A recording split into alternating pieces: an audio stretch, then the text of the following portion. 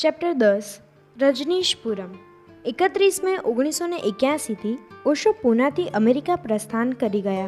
ત્યાં તેમના સ્વાસ્થ્યને લાભ થયા બાદ એમના અમુક શિષ્યોએ ઓરેગોન રાજ્યના રણ જેવા વિસ્તારમાં 126 માઇલ જગ્યા ખરીદીને ઓશોને ત્યાં રહેવા આમંત્રણ આપ્યું. ત્યાંનું વાતાવરણ ઓશોના સ્વાસ્થ્ય માટે ઉત્તમ હતું અને ઓશોના કાર્યની અનંત સંભાવના ત્યાં નજર આવી હતી. ઓશોની હાજરીને કારણે આ રણ જેવી જમીન એક મોટી છલાંગ લગાવી. 4 વર્ષના નાના એવા સમયમાં એક હસતું ખેલતું શહેર રજનીશપુરમ નિર્મિત થવા લાગ્યું. ઓશો નવા મનુષ્યની વાત કરતા હતા, જે મનુષ્ય ચારવાકની જેમ બહારથી સમૃદ્ધ હોય અને અંદર બુદ્ધિની જેમ તેઓના જન્મનું થવા લાગ્યું. વિશ્વભરમાંથી હજારો સાધક અહીંયા ભેગા થવા લાગ્યા અને નવો મનુષ્ય ક્ષિતિજ ઉપર છાપવા લાગ્યો. 30 ઓક્ટોબર 1984થી ઓશોએ ફરીથી બોલવાનું શરૂ કરી દીધું. આ વખતે પંડિત, પુરોહિત, રાજનેતાઓની વિરુદ્ધમાં પહેલાંથી ખૂબ વધારે તીવ્ર અને સહન ન થઈ શકે તેવી ચોટ હતી. ઓશોની સિંહ ગર્જનાથી અમેરિકાની સરકાર ધ્રુજવા લાગી. 5 વર્ષ જેવા સમયમાં હું જે સ્વપ્ન લઈને આવ્યો હતો એ પણ પૂર્ણ થયું. એક મરુસ્થળ જેવી જગ્યા, 126 વર્ગ માઇલ, જ્યાં કોઈ ફૂલ ખીલ્યું ન હતું. જે દિવસે હું ત્યાં પહોંચ્યો ત્યારે એક પક્ષી પણ ન હતું. એ મરુસ્થળ જે મરુગાનમાં બદલવાનો પ્રયત્ન કર્યો. 5000 સંન્યાસીને લઈને 12 કલાક 14 કલાક પ્રત્યેક સંન્યાસીઓએ શ્રમ કર્યો. જેની પાસે ધન હતું, જેની પાસે તન હતું, તે બધું દાવ પર લગાડી દીધું હતું. મરુસ્થળનો નવો જન્મ થયો. મરુધાન બની ગયું. દૂર દૂરથી પક્ષીઓ આવી ગયા, જંગલી જાનવર આવી ગયા, હજારો હરણ આવી ગયા. 5000 સંન્યાસીઓ માટે અમે મકાન બનાવી લીધા અમારા હાથે જ, અને અમે અમેરિકા પાસેથી કોઈ સહાય લીધી ન હતી. રસ્તાઓ બનાવ્યા, સરોવર બનાવ્યા, હંસોને આમંત્રણ આપ્યા. સરોવર બન્યા તો હંસો પણ આવી ગયા. બગીચાઓ બનાવ્યા, બગીચાઓ બન્યા તો હરણ પણ આવી ગયા. ફક્ત મારા બગીચામાં જ 300 મોર હતા. 300 મોર વર્ષા ઋતુના આરંભમાં જ્યારે એ નૃત્ય કરતા. બસ આખી દુનિયાનો રંગ, આખી દુનિયાનો ઉત્સવ. એક રસોઈ ઘરમાં 5000 સંન્યાસીઓ ભોજન કરી રહ્યા હતા. કારણ કે મારી ધારણા હતી કે નાના નાના પરિવારોને સમય હવે પૂર્ણ થયો. હવે મનુષ્યને મોટો પરિવાર જોઈએ, કમ્યુન જોઈએ. અને 5000 સંન્યાસીઓનું એક સાથે બેસીને ભોજન કરવું, અને કોઈ ગિટાર વગાડે, કોઈ નાચતા હોય, અને ઉત્સવના દિવસોમાં તો 20,000 સંન્યાસીઓ આખી દુનિયામાંથી ભેગા થતા. એમના માટે અમારા હાથે તંબુ બનાવ્યા, અને એવા તંબુ બનાવ્યા હતા કે ક્યારેય કોઈએ બનાવ્યા ન હોય. એ તંબુ વરસાદમાં, તડકામાં, ઠંડીમાં, દરેક મોસમમાં કામ આવી શકતા હતા. એ તંબુમાં એર કન્ડિશન લગાવી શકાય, એ તંબુમાં હીટર લગાવી શકાય. 5000 સંન્યાસીઓ માટે મકાન બનાવ્યા હતા. તે સેન્ટ્રલી એર કન્ડિશન હતા. એક વિશ્વ પરિવારનું નિર્માણ અમેરિકા સહન ન કરી શક્યું. અને જ્યારે હું કહું છું કે અમેરિકા સહન ન કરી શક્યું, તો મારો મતલબ એ છે કે અમેરિકાના રાજનીતિજ્ઞ, અમેરિકાની સરકાર સહન ન કરી શકી. અમેરિકાની જનતા તો ખૂબ પ્રભાવિત થઈ ગઈ હતી. એ લોકોને ભરોસો ન હતો કે આ રણ જેવી જગ્યામાં, જ્યાં કોઈ દિવસ કંઈ ઉત્પન્ન નથી થયું, ત્યાં અત્યારે ખેતીવાડી થઈ રહી છે. ફળ ફૂલ ઉત્પન્ન થઈ રહ્યા છે. ભોજન, શાક, ફળ, ફૂલ, અમારી ગૌશાળા, અમારું દૂધ, અમારું માખણ, અમારું ઘી, જે અમારી જરૂરિયાત હતી. દૂર દૂરથી અમેરિકામાંથી લોકો જોવા આવવા લાગ્યા. અને અમેરિકન રાજનીતિજ્ઞોને મુશ્કેલી પડવા લાગી. કારણ કે એ લોકોને પૂછવામાં આવ્યું હતું કે બહારથી આવેલા લોકો, અજનબી લોકો, રણમાં સ્વર્ગ બનાવી શકે છે. તો અમેરિકામાં આટલી સમૃદ્ધિ હોવા છતાં લાખો ભિખારી કેમ છે, જેની પાસે ઘર નથી, કપડાં નથી, જમવા માટે ભોજન નથી, જે રસ્તાઓ ઉપર જીવે છે? આખા અમેરિકાના પત્રકાર, ટેલિવિઝન, રેડિયો કમ્યુન ઉપર આવીને છવાઈ જવા લાગ્યા. આખું અમેરિકા ઉત્સુક થઈ ગયું કે કંઈક ક્રાંતિકારી ઘટના ઘટી. કમ્યુનના કોઈ દેશનું ચલણ ચાલતું ન હતું, રૂપિયાનો કોઈ વ્યવહાર જ ન હતો. એટલા માટે હું કહું છું કે તે કમ્યુન રજનીશપુરમ ઇતિહાસમાં પહેલી સમસ્યાવાદી વ્યવસ્થા હતી, જ્યાં કોઈ અમીર નહીં, ના કોઈ ગરીબ. હશે તમારી પાસે કરોડો રૂપિયા, પરંતુ તેનાથી શું ફેર પડે છે? કમ્યુનમાં રૂપિયાનો કોઈ ઉપયોગ થઈ શકતો ન હતો. કમ્યુનમાં દરેક વ્યક્તિની જરૂરિયાત પૂરી થઈ જતી હતી. જેને જરૂરિયાત હોય તે લઈ લે, પરંતુ ન કોઈ ચીજ ખરીદી શકાતી, ન કોઈ ચીજ વેચી શકાતી. અમેરિકી રાજનીતિજ્ઞએ બેવડી મુશ્કેલ ઉત્પન્ન થઈ ગઈ. એક સમસ્યાવાદનું શુદ્ધતમ રૂપ, જે સોવિયેટ રશિયામાં પણ નથી, અને બીજું ફક્ત શ્રમ અને બુદ્ધિના આધાર પર રણને મરુસ્થળને મરુધાનમાં બદલી શકાય છે. એક એવા સમાજનું નિર્માણ કરી શકાય છે કે જ્યાં કોઈ દુઃખી નથી, જ્યાં કોઈ આત્મહત્યા નથી કરતું, જ્યાં કોઈ ખૂન નથી કરતું, જ્યાં કોઈ ચોરી નહીં, જ્યાં કોઈ અપરાધ નહીં, કોઈ હિન્દુ, કોઈ મુસલમાન, કોઈ ઈસાઈ, કોઈ યહૂદીનો ઉપદ્રવ નહીં, જ્યાં બધી જાતિના લોકો છે, બધા ધર્મના લોકો છે, જ્યાં કાળા લોકો છે, જ્યાં ગોરા પણ લોકો છે, જ્યાં લગભગ બધા જ દેશોના લોકો છે, પરંતુ કોઈને ઊંચ નીચનો ભેદભાવ નહીં. એવી સમતા, આવો સામ્યવાદ. અમેરિકી રાજનીતિજ્ઞના મગજમાં એક વાત બેસી ગઈ કે આ કમ્યુનનું બની રહેવું ખતરાથી ખાલી નથી. આ વાત અમેરિકાના એટર્ની જનરલના મોઢામાંથી અચાનક નીકળી ગઈ. એક પત્રકાર પરિષદમાં જવાબ આપતા હતા ત્યારે જો કે તેને પૂછવામાં આવ્યું હતું કે શું ભગવાનને તમે જેલમાં નથી પૂર્યા, કારણ કે મારી ઉપર 136 ગુનાઓ દાખલ કરવામાં આવ્યા હતા. જે માણસ પર 136 ગુનાઓ લગાડવામાં આવ્યા હોય તેને સજા તો મળવી જ જોઈએ. ઓછામાં ઓછી 1000 વર્ષની સજા તો મળવી જ જોઈએ. ઓછામાં ઓછા 10 થી 12 જન્મ લેવા પડે ત્યારે સજા પૂરી થાય. એટર્ની જનરલના મોઢામાંથી, જે કાયદાનો મોટામાં મોટો અધિકારી છે, સાચી વાત નીકળી ગઈ. એણે 3 વાત કરી. 1 કે અમારો પહેલો ધ્યેય કમ્યુનનો નાશ કરવો નથી. કોઈ પૂછે કે શા માટે? કમ્યુનને કોઈનું શું બગાડ્યું હતું? કમ્યુનને અમેરિકા સાથે કોઈ મતલબ જ ન હતો. નજીકનું અમેરિકી ગામ કમ્યુનથી 20 માઇલના અંતરે હતું. અમારી પાસે ઘણી જ જમીન હતી અને બહાર જવાનો કોઈની પાસે સમય ન હતો કે જવાની જરૂર પણ ન હતી. કમ્યુનનો નાશ કરવો એ જ ધ્યેય હતો. નંબર 2, ભગવાનને જેલમાં બંધ નહીં કરી શકાય, કારણ કે એમને કોઈ અપરાધ નથી કર્યો અને અમારી પાસે કોઈ અપરાધ કર્યો હોય તેવું પ્રમાણ નથી. માણસ પણ એટલો પાખંડી બની શકે છે જેનો કોઈ હિસાબ નથી. આ જ માણસ 136 ગુના લઈને અદાલતમાં ઊભો થાય છે અને આ જ માણસ એ પણ કહેવા તૈયાર છે કે તેમની પાસે કોઈ ગુનાહનો પુરાવો જ નથી કોઈ અપરાધ થયો.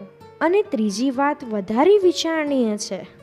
અમે ભગવાનને જેલમાં બંધ કરીને શહીદ બનવા નથી માંગતા, કારણ કે શહીદ બનીને તેનો સંન્યાસ દુનિયામાં એક પ્રગાઢ ધર્મ બની જાય.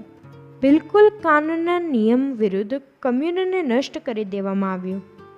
મને ગેરકાનૂની રીતે ગિરફ્તાર કરી લેવામાં આવ્યો, કોઈ પણ જાતના વોરંટ વગર, કારણ કે તેની પાસે ધરપકડ કરવાનું કોઈ કારણ ન હતું.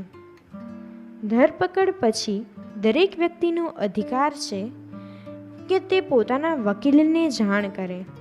મને વકીલને જાણ પણ ન કરવા દીધી,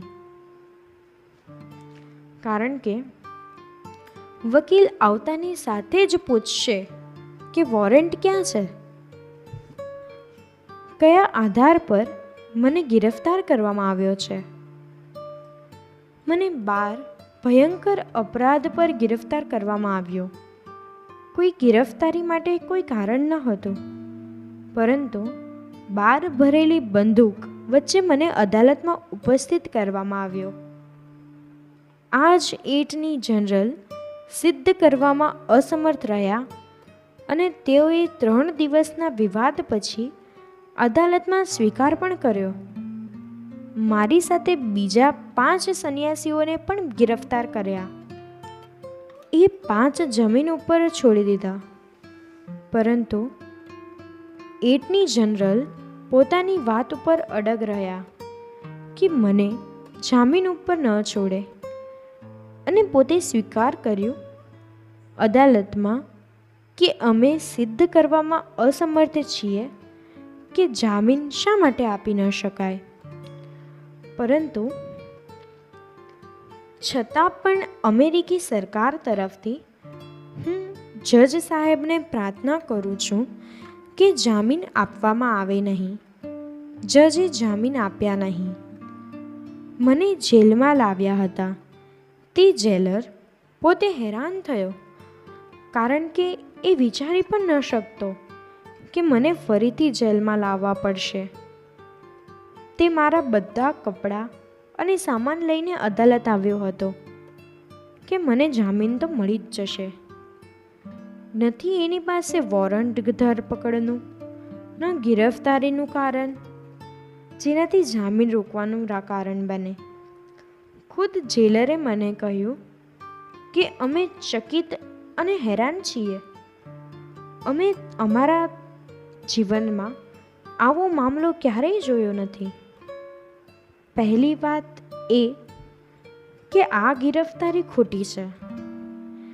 સરકારી વકીલ કોઈ કારણ આપી શક્યા નહીં, અને એમને સ્વીકારી પણ કરી લીધું કે અમારી પાસે કોઈ કારણ જ નથી.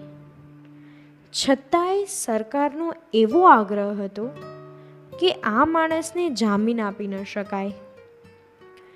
જેલરે મને કહ્યું કે આપને જામીન ન મળી શક્યા એનું કારણ એ છે કે જજને કહેવામાં આવ્યું હતું, અને જજ એક સ્ત્રી હતી, જો આના જામીન મંજૂર કર્યા તો જીવનભર જજ રહીશ, ક્યારેય ફેડરલ જજ નહીં બની શકે.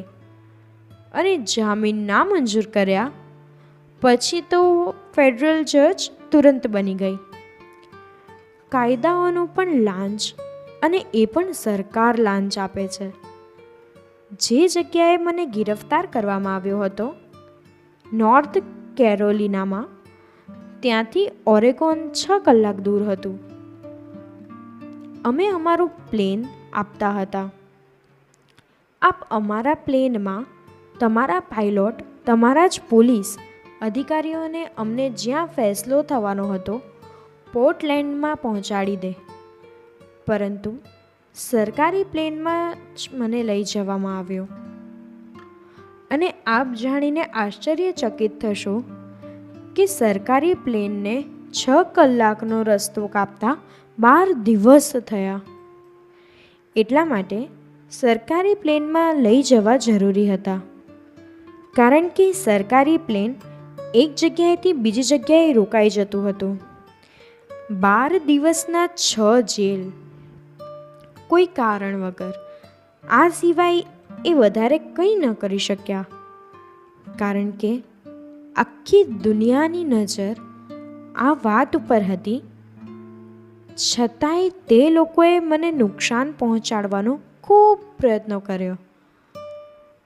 તેઓને ખબર હતી કે મારી કમરમાં દર્દ છે, દર્દ હતું, અને ડૉક્ટર ઈલાજ કરવામાં અસમર્થ હતા, અને ઓપરેશન સિવાય કોઈ ઈલાજ ન હતો, અને ઓપરેશનથી પણ ઠીક થાય એની કોઈ ગેરંટી ન હતી, અને ઓપરેશન પછી કદાચ આ દર્દ બગડી પણ શકે છે. એટલા માટે ઓપરેશનની સલાહ આપતા ન હતા. જે રાત્રે મને ગિરફ્તાર કરવામાં આવ્યો ત્યારે આખી રાત મને લોઢાની બેન્ચ ઉપર બેસાડી રાખવામાં આવ્યો હતો. હાથમાં હથકડી, પગમાં બેડીઓ, કમરમાં સાંકળ બાંધી હતી. હાથ પણ હલાવી ન શકું, એટલા માટે હાથની સાંકળ સાથે કમરની સાંકળ બાંધી દીધી હતી, અને દરેક સમયે સાંકળ એવી જગ્યાએ બાંધવામાં આવી હતી કે મારી કમરમાં તકલીફ ઊભી થાય, અને દરેક જગ્યાએ મને એવી લોઢાની બેન્ચ આપવામાં આવતી એટલા માટે કે જેટલી તકલીફ મારા કમરમાં દઈ શકાય. બીજા નંબરની જેલમાં મને કહેવામાં આવ્યું કે હું એક ખોટા નામ ઉપર સહી કરું, મારા નામ ઉપર નહીં. મેં કહ્યું કે આ થોડું અજબ ગજબ લાગે છે. એ પણ કાયદાના અધિકારી મને કહે છે કે હું ખોટા નામ ઉપર સહી કરું. David Washington. એને મને કહ્યું કે મને ડેવિડ વોશિંગ્ટનના નામથી બોલાવવામાં આવશે. મેં ઇનકાર કરી દીધો અને કહ્યું કે હું કોઈ ગેરકાયદેસર કામ નહીં કરું. મને ધમકી આપવામાં આવી કે આખી રાત આ લોઢાની બેન્ચ ઉપર બેસી રહેવું પડશે. મેં એમને કહ્યું કે પાછળથી તમને ખૂબ પછતાવો થશે, કારણ કે આ બધું કેટલો સમય ચાલશે. જે દિવસે જેલની બહાર આવીશ ત્યારે આખી દુનિયા આ બધી હરકતો જાણશે, અને કયા આધાર ઉપર આપ ઈચ્છો છો કે હું ડેવિડ વોશિંગ્ટન નામ યુઝ કરું. આ તો કોઈ નામની મોટી બુદ્ધિવાળા પણ સમજી શકે છે.